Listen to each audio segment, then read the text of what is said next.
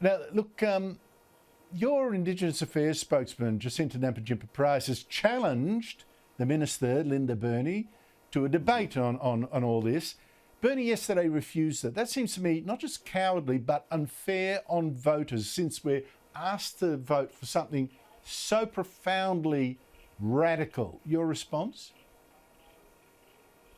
Well, of course, listeners, and Andrew, it's the biggest change to our constitution in our nation's history. It gets an unelected body, a power over the executive in perpetuity because it's in the constitution. It's in the constitution, so you can't kick it out, and so they can go to the High Court. And I think Minister Burney has an absolute responsibility to go to the dispatch box, to go to 7:30, to go on your show, to go into the Fourth Estate and clearly enunciate all the particular details of what is about to come before the Australian people in a referendum.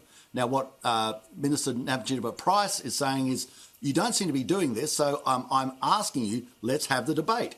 And then the Australian people can listen to both sides in a transparent form and can make an informed decision, because that's what's lacking at the moment.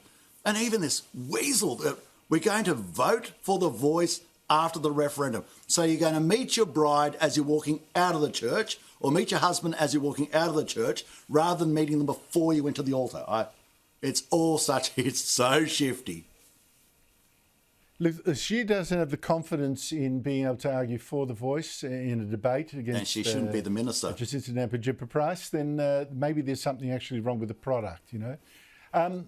Now, away from the voice, Barnaby, look at you in the countryside. You're clearly the bloke who got to ask.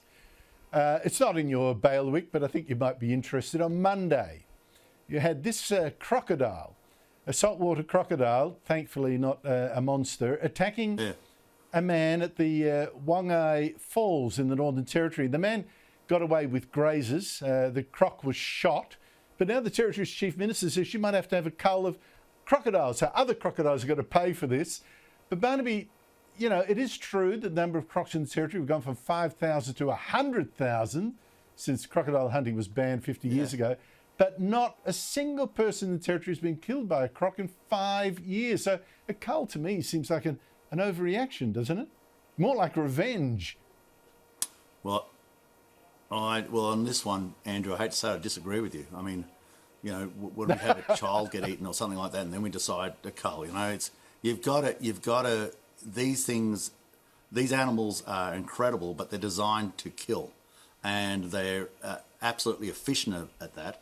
And in areas where there's a strong interaction between tourism, between people, and a reptile that's brilliant at killing people, I'm going to go on the side of the people, just like the dingoes on Fraser Island. No, you're describing something different there, Barnaby. We've got to train people. No, that's something different. They really kind of do exercises to remove crocodiles. No, but we already remove crocodiles from areas where there's humans, right? But a general cull, I don't know. There's not been a single person killed in 5 years, and that person was standing in the river fishing. Well, I'm going to go... Look, I've been up there, and I go up and see mates there, and I tell you what, when you see a big salty in the water, and you don't see them till their eyes just get above it, and what your thoughts were is, I was thinking I was going for a swim, and now I'm thinking that would be... I'll give you one. I went up there with a mate, and and the girls were with us, and we said to the girls as a joke, do you want to go for a swim in the river? And they were all ready to jump in, and we had shot a pig, and we threw the pig in and put a few rounds in it, so the blood came out of it. And I would say about 13 or 14 crocodiles came to the top of the surface. Now, wow. They're not running out of crocodiles. Well, Barnaby, look... so I think you've got to be careful. My Uncle Bert's probably watching tonight, and he's probably agreeing loudly with you, because when he goes out the back, he looks carefully left and right as well. Don't you worry about that. It's up in the Territory. I'll tell you what's happening. Also, Andrew, you go up to Cairns. You're welcome. Thanks. Good on you, mate.